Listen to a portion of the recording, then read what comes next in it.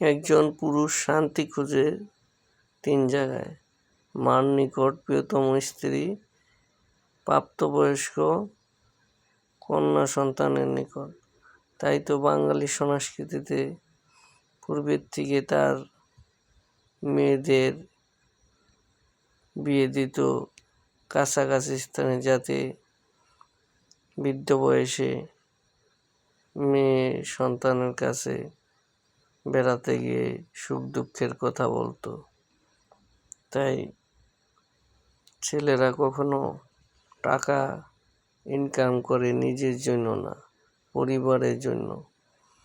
তাই শান্তি বিষয়টা কে কতটুকু কার কাছে পায় তা একজন বিবাহিত পুরুষই বলতে পারবে।